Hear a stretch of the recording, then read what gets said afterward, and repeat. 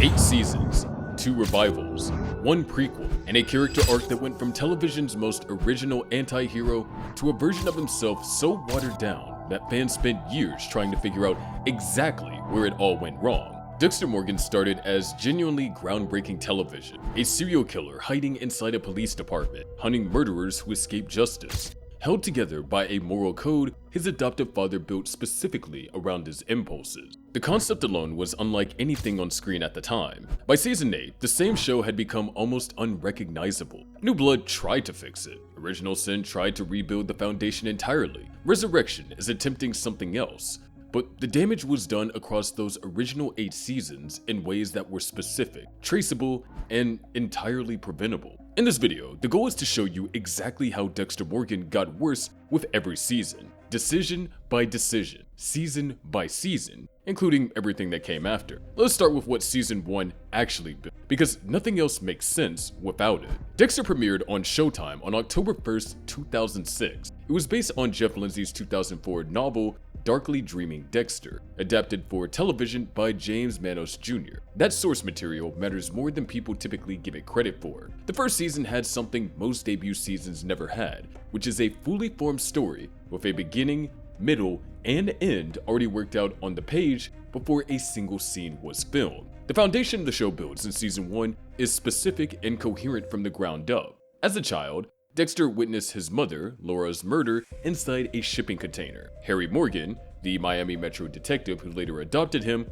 identified early that Dexter was developing violent impulses he could not control. Harry's response was not to seek professional help. His response was to build a structure around those impulses. Only kill people who kill others.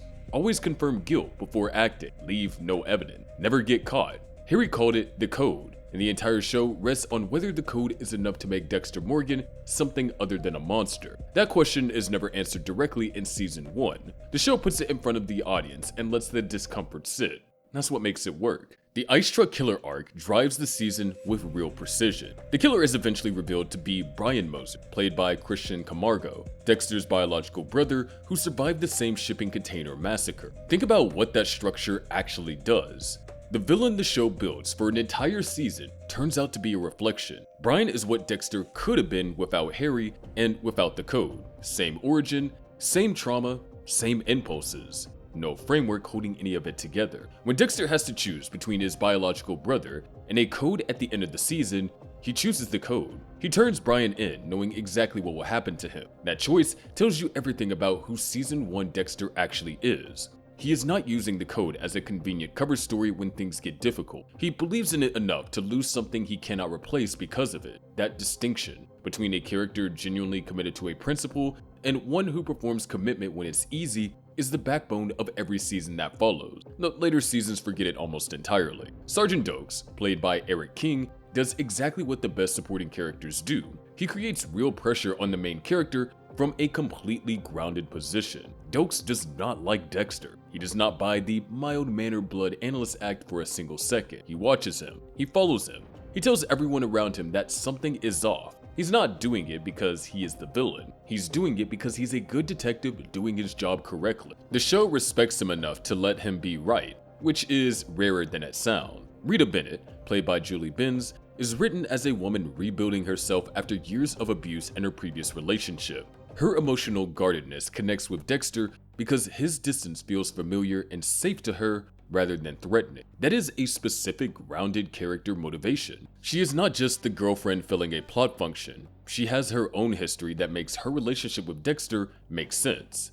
The voiceover narration in season 1 is honest in a way that later seasons walk back entirely. Dexter is not performing heroism to himself inside his own head. He knows exactly what he is, and he's trying to understand it rather than dress it up in nicer language. That gap between genuine self-awareness and self-depiction is what the whole show is about, and season 1 stays entirely on the right side of it. Some viewers found the morally ambiguous framing of Dexter uncomfortable, even in these early episodes, and that discomfort was a feature rather than a mistake. The show was not asking the audience to celebrate Dexter, it was asking them to sit with the fact that they were at least partially rooting for him, and to think about what that meant. The show earned a Golden Globe nomination for Best Drama Series after its first season. Michael C. Hall's performance drew immediate recognition as something genuinely new in the medium. The judgment on Season 1 is straightforward. Every element serves the central question of whether Dexter Morgan can be considered a moral person. The villain reflects him. The code is tested against something personal and irreplaceable. The supporting characters have their own psychology. Nothing in the season is there purely to fill time or stretch the episode count. Season 2 had all of that to follow, and for a while, it looked like it would manage. But it introduced the first habit that would eventually hollow the show out,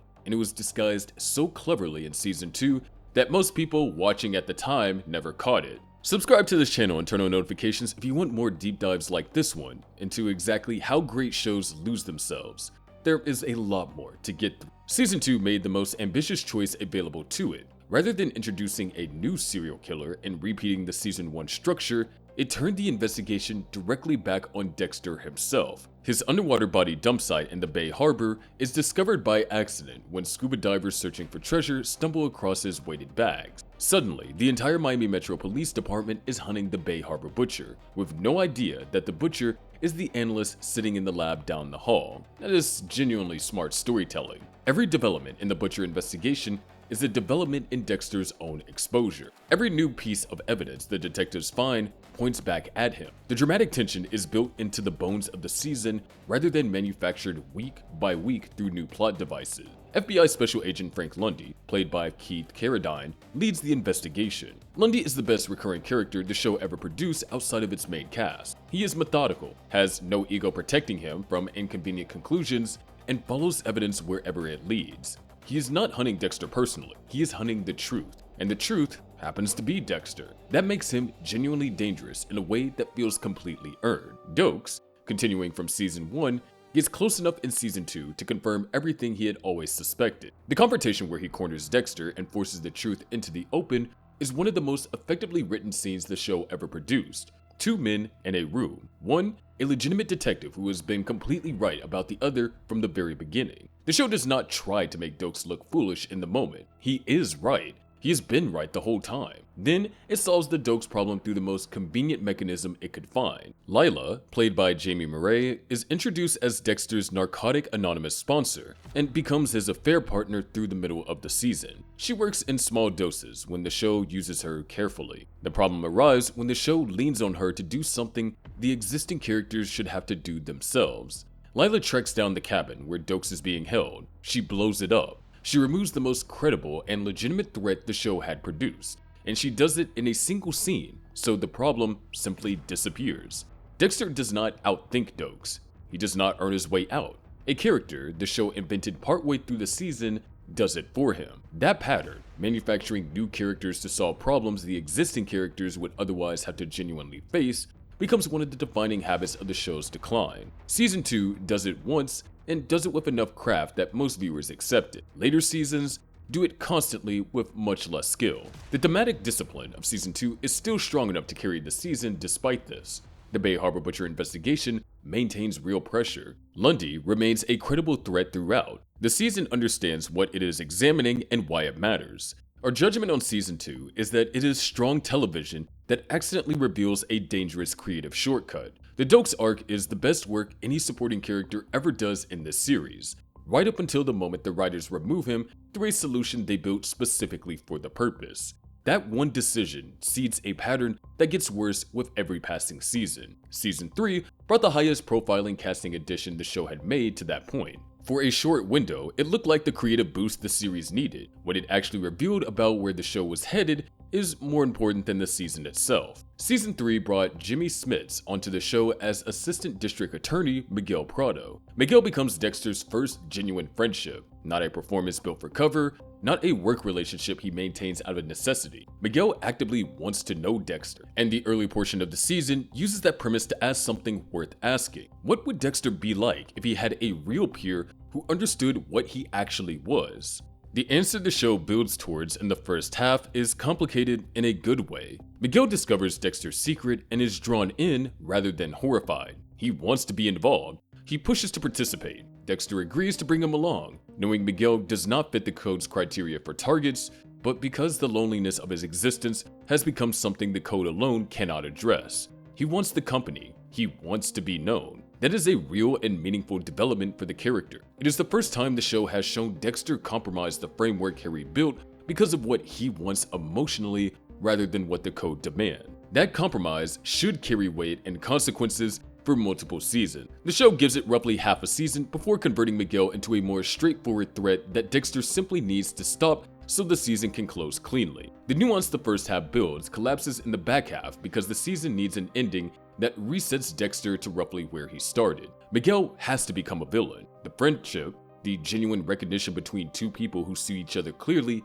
gets abandoned because the structure requires a target rather than a complicated relationship with no clean resolution. Compare that directly to Season 1. Faced with his biological brother, Dexter upholds the code at real personal cost. He chooses the code over the only family connection he has ever had. In Season 3, he sets the code aside to get something he wants, and then corrects the mistake by eliminating it. The first is someone committed to something larger than himself. The second is someone who uses principle when they are convenient. That shift in who Dexter fundamentally is goes unacknowledged by the show, which treats it as a contained arc with a tidy ending rather than as a meaningful change in character. The secondary villain, George King, known as the Skinner, is a man who tortures victims for real estate information. He has almost no connection to the season's central themes. He does not challenge the code. He does not reflect anything about Dexter's psychology. He exists purely to give the Miami Metro detectives something to investigate while Dexter handles the Miguel situation. He is the first fully decorative villain the show produces, there to fill episodes rather than serve any larger purpose. Our judgment on Season 3 is that it is a competent season that commits to nothing it builds. The code is tested less rigorously than in any previous season. The secondary villain is entirely disconnected from the story that actually matters. The show is now retreating from difficult consequences rather than following them forward, and that habit is going to define everything that follows. Season 4 is what happens when a show like this gets every single thing right at once. Understanding what Season 4 actually achieved matters more than anything else in this breakdown, because it is the standard every later season fails to meet. And the reason it fails tells you exactly why the show could never truly recover after it. To understand how Dexter fell, you have to understand how high Season 4 actually was. Season 4 introduced Arthur Mitchell, the Trinity Killer, played by John Lithgow. Trinity is a serial killer who has operated without detection for roughly 30 years, cycles through 3 specific types of kills repeatedly, and lives a completely normal suburban life as a respected church volunteer and family man. He has a wife, adult children, a house in the suburbs, a recognizable routine. From the outside, he looks exactly like what Dexter performs for the world every single day. That parallel is not accidental. It is the entire architecture of the season. Dexter identifies Trinity, and rather than moving immediately to kill him, spends the season trying to learn from him. Trinity appears to have managed what Dexter has always told himself is possible, a functional family life running alongside a killing practice that remains completely undetected. Dexter wants to understand how he does it because he wants to believe the same balance is achievable for himself. But Trinity is not just a reflection of where Dexter currently is. He is a projection of where Dexter's life eventually leads if the cycle continues long enough. He is the future, not the present. And the future is not what Dexter imagined. What the season reveals slowly, and with genuine patience, is that Trinity's family life is not functional at all. It is a prison. His wife lives in fear of him. His children are damaged and controlled. The appearance of normality is maintained through intimidation rather than genuine connection. The life Dexter looks at from the outside and wants to copy is rotten at its foundation. The lesson the season is delivering is not how to balance 2 lives, it is how those 2 lives cannot exist together without eventually destroying everything around them. John Lithgow won the Primetime Emmy Award for Outstanding Supporting Actor in a Drama Series for his performance. That recognition was not ceremonial. He plays a man who is frightening because he looks completely reasonable until the moment he does not. His scenes opposite Michael C. Hall have genuine weight because both characters recognize something in each other that nobody else in the room can see. The Season 4 finale is the single best hour the show ever produced. Dexter catches Trinity and kills him in a scene that appears to represent the code working exactly as it was designed. Guilt confirmed, no evidence left behind. Justice delivered for victims the legal system failed to reach across 3 decades. The code succeeded in every practical sense. Then Dexter goes home to Rita. Rita is dead in the bathtub. Their infant son Harrison is sitting in her blood on the bathroom floor, the exact image that started Dexter's own story in that shipping container decades earlier. Trinity, already dead and beyond any further punishment, had killed Rita before Dexter reached him. The code worked, the justice was delivered, and it destroyed everything anyway. That ending is the most direct and honest thing the show ever said about its own premise.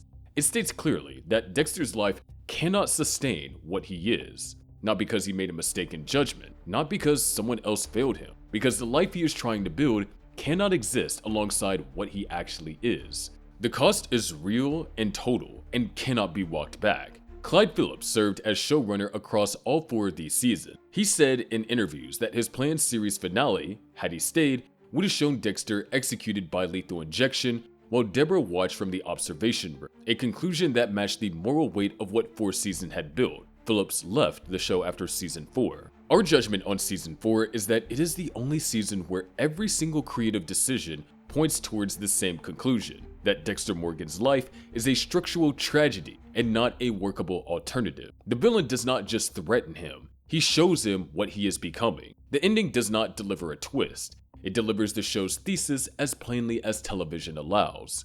Everything the show does after the season works against that thesis rather than towards it. What happened when the show lost its showrunner and had to figure out what to do next with a character whose story had just been told as completely as it could be is where the real damage starts. Now drop a comment below. Which season do you think was the exact moment Dexter stopped working as a show? The answers are more divided than you might expect. Season 5 had a genuinely difficult task. Rita was dead. The show had just stated as loudly and as clearly as drama allows that Dexter's life cannot work. The thematically consistent direction forward was to follow that conclusion wherever it led, even if it led somewhere dark and without clean resolution. The show chose a different direction. Lumen Pierce, played by Julia Stiles, is introduced as a survivor of a serial rape and murder group. Dexter finds her and, rather than eliminating her to protect himself, helps her pursue justice against the men who hurt her. She eventually becomes his partner. She learns what he is.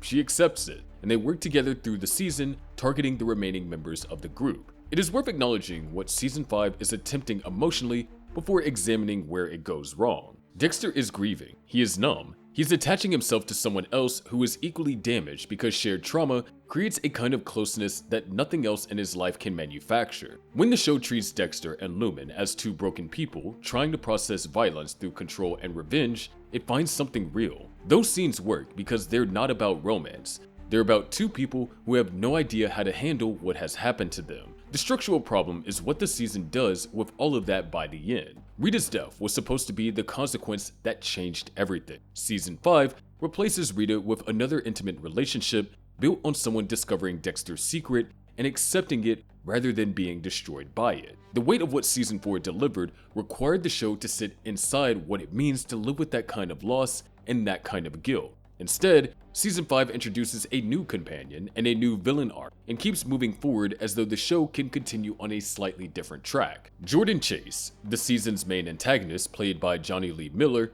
is a motivational speaker who orchestrated the crimes against Lumen and others.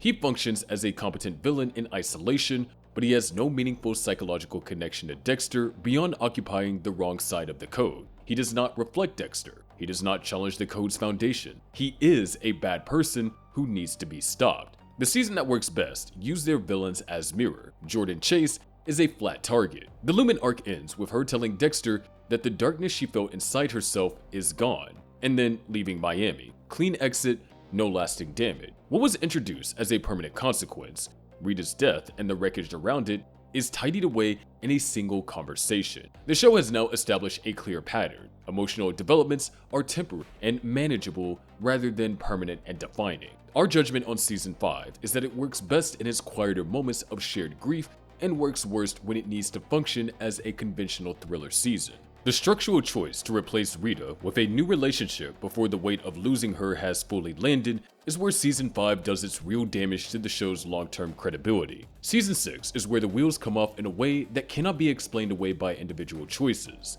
What it does with its central twist is the most discussed creative failure in the show's run, and that discussion exists for a good reason. But the twist is not even the deepest problem.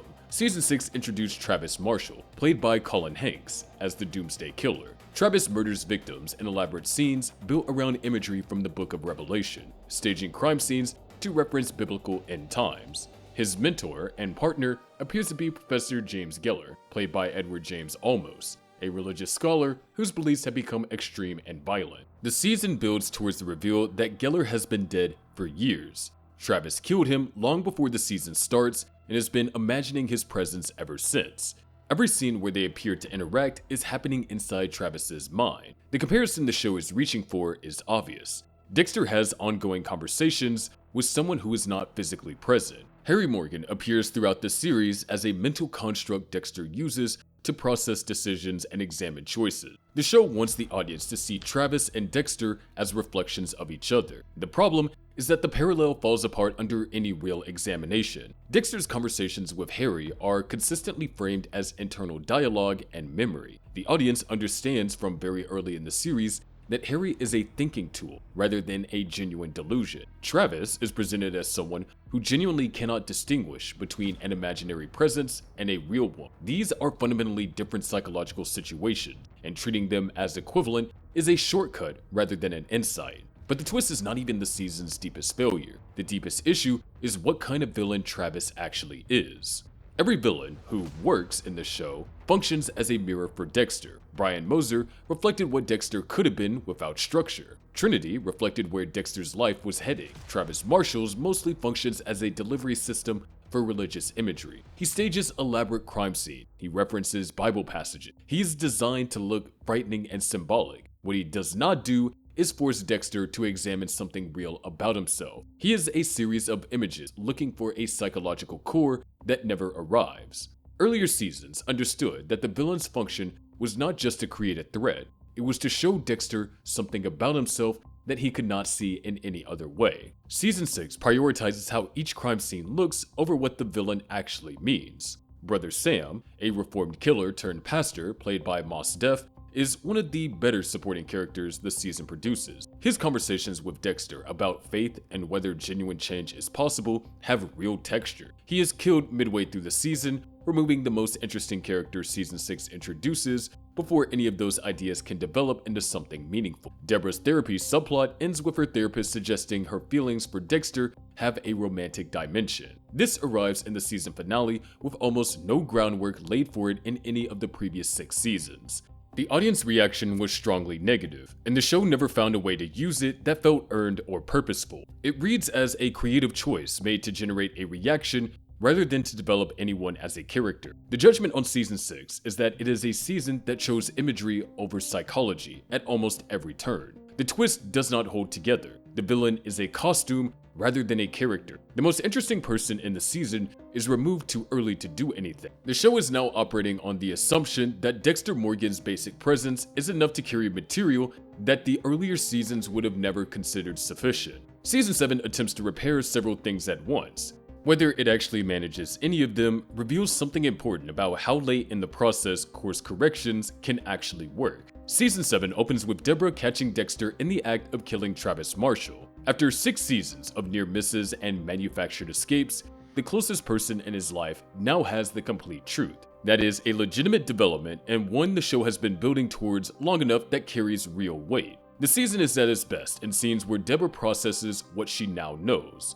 Jennifer Carpenter does some of her finest work in the series, navigating a person trying to reconcile the brother she loves with the information she now carries. She does not immediately accept it. She does not immediately report it. She sits inside an impossible situation that the show allows her to inhabit rather than resolve quickly, which is the right instinct. Deborah's arc in Season 7 is where her gradual destruction as a person becomes the most visible. Every choice she makes to protect Dexter costs her something that she does not get back: her sense of what is right, her professional integrity, her relationship with who she believed herself to be. The season uses this well in places, showing how proximity to Dexter corrupts rather than improves.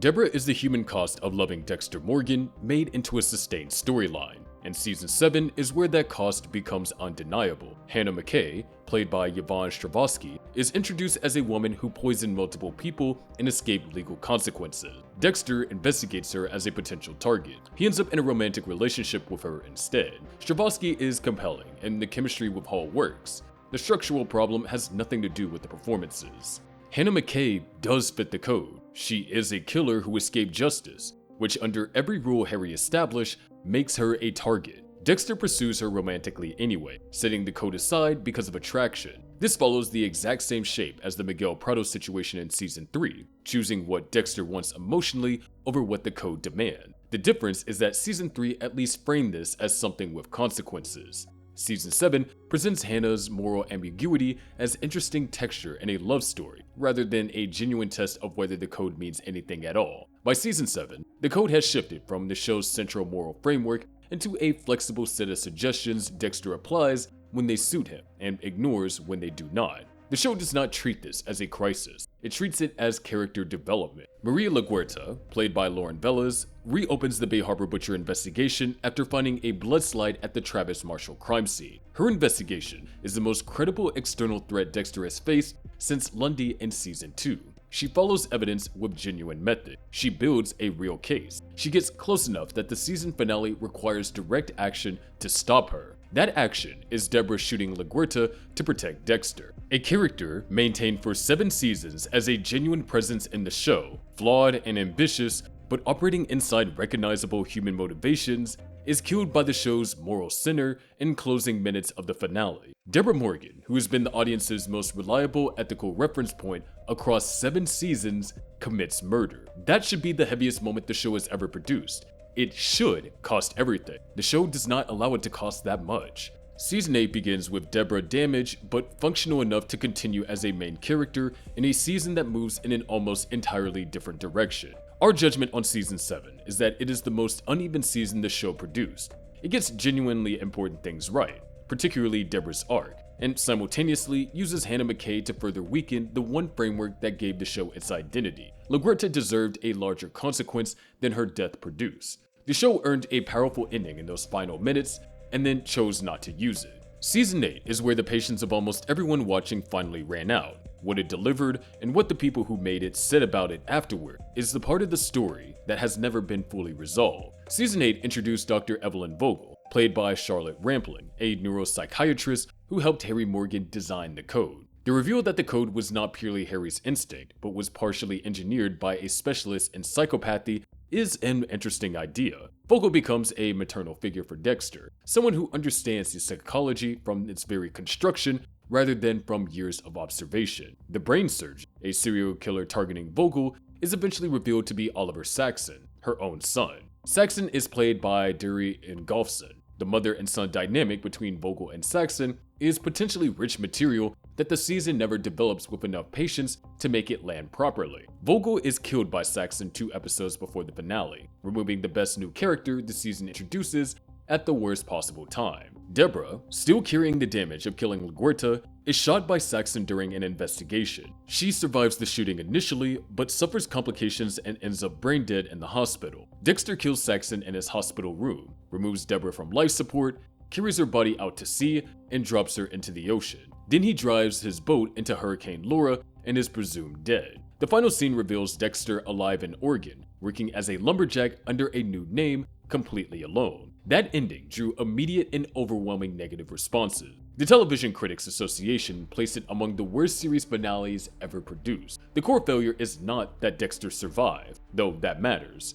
The core failure is that the ending contradicts the internal logic the show spent 8 seasons constructing. Dexter spent the entire series trying, however imperfectly, to connect. His relationship with Deborah was the emotional center of the show. The code was supposed to be what gave his existence meaning beyond the killings. The finale removes all 3 simultaneously and ends with Dexter doing the exact thing Season 4 said could not work: survive through total disconnection. Scott Buck, who served as showrunner for Seasons 6, 7, and 8, gave interviews following the finale, acknowledging the negative response. Clyde Phillips, who left after season 4, stated publicly that his intended finale was Dexter executed by lethal injection with Deborah watching from the observation room, something I mentioned earlier in this video. Two visions of the same character, two completely different understandings of what his story was actually about. The judgment on season 8 is that it never decides what kind of season it wants to be and ends by undoing 8 seasons of character work in its final 40 minutes.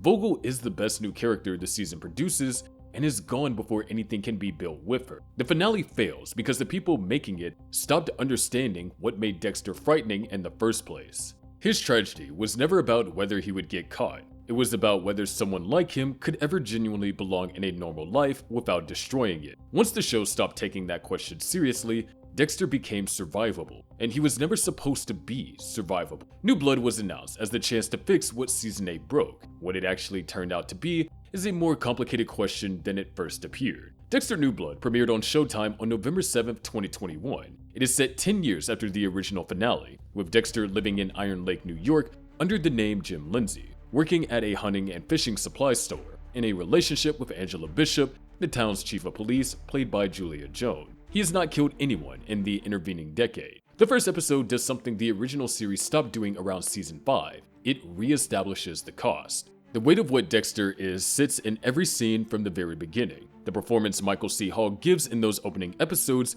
is some of the most controlled and interior work he ever did with the character. A decade of suppression has not resolved anything, it has only compressed it. Harrison Morgan, Dexter's son from Rita, arrives in Iron Lake as a teenager played by Jack Alcott. He had been living with Hannah McKay, who has since died, and has tracked down his father on his own. The father and son dynamic becomes the season's central thread, and it works better than almost anything the original series managed in its later years because the stakes are specific and real. Harrison knows that something is wrong with himself. He does not know yet whether what is wrong might be inherited rather than developed. Clyde Phillips returned as showrunner. The difference between his approach and what the later original seasons produce is visible in how quickly New Blood establishes real consequences. Angela independently pieces together the connection between Dexter and the Bay Harbor Butcher through basic internet searches and careful observation of inconsistencies in his behavior. She does not need a manufactured plot device to get close to the truth. She uses detective work. The show respects her enough to let her be competent.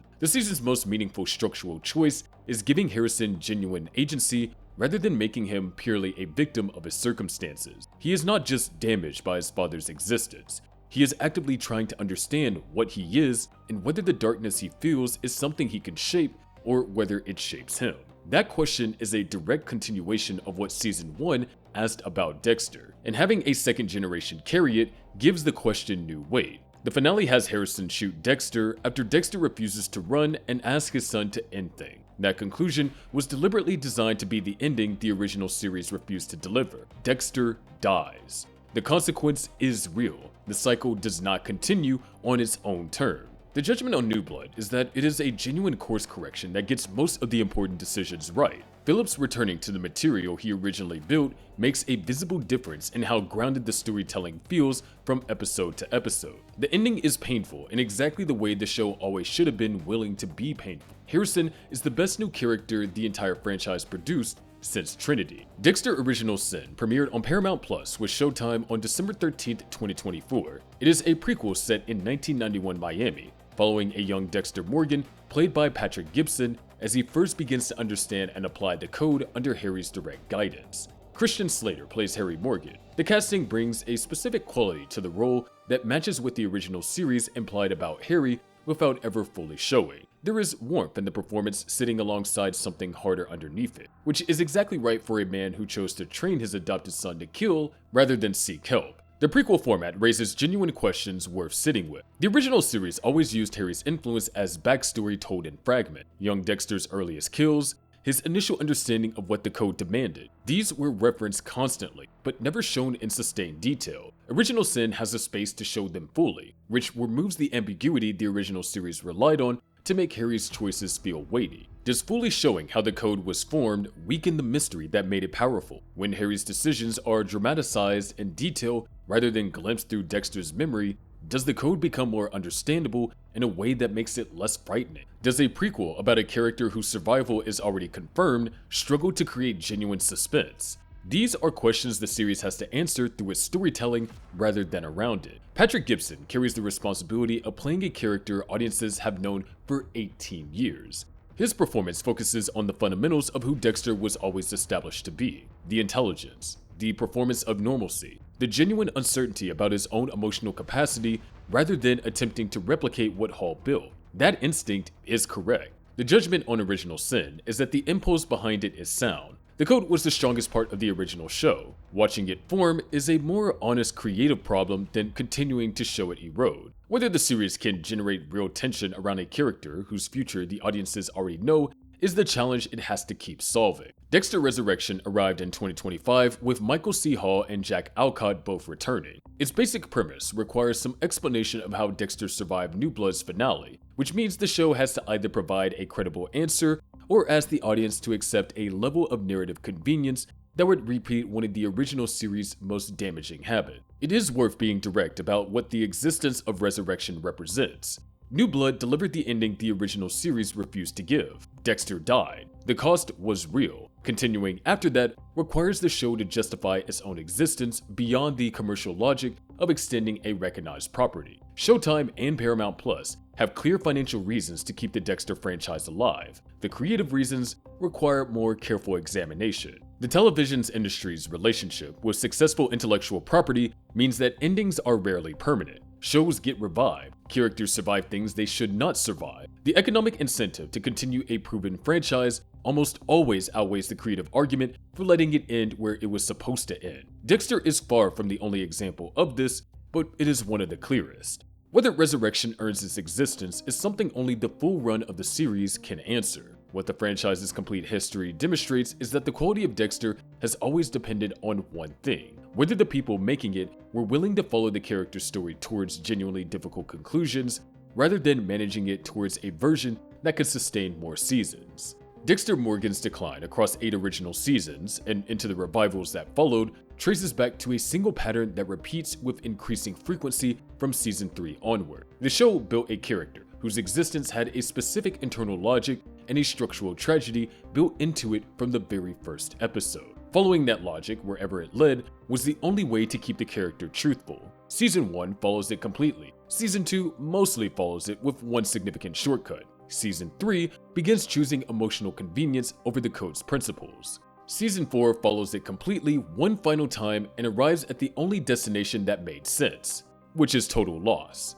After that, the show spends 4 seasons finding ways to avoid that destination while maintaining the surface appearance of a show that still takes its own premise seriously. Every season after Season 4 fails in a different dimension. Season 5 makes consequences temporary so the show can keep moving. Season 6 replaces psychological depth with visual symbolism. Season 7 applies morality selectivity, depending on what the plot needs in a given episode. Season 8 abandons the show's central thesis entirely and ends by making Dexter's survival the conclusion of a story that had always been pointing towards his destruction. Clyde Phillips leaving after Season 4 is the single most important fact in understanding the show's collapse.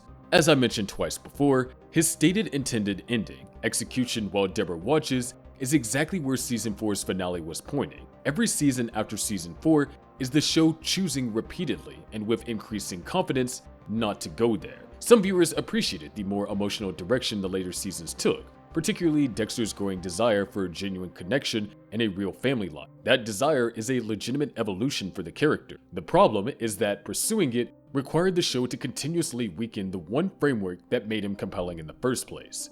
The more human Dexter became, the less the code meant, and the less the code meant, the less the show had to say. New Blood understood this and built its entire season around restoring the cost. Original Sin is attempting to restore the foundation. Resurrection is the franchise's ongoing argument with itself about whether Dexter Morgan's story was ever actually finished. The original series started declining when the writers stopped understanding what made Dexter frightening. Not frightening as in violent or dangerous. Frightening because this tragedy was never about whether he would get caught. It was always about whether someone like him could ever genuinely belong in a normal life without eventually destroying it. Once the show stopped treating that question as the center of everything, Dexter slowly became someone the story could absorb and continue around rather than someone the story was genuinely reckoning with. Dexter Morgan was never supposed to be survivable. If this breakdown gave you a clear picture of exactly where and how the story fell apart, subscribe to this channel, turn on notifications, and check out our previous video on whether Dexter could outsmart the FBI or not.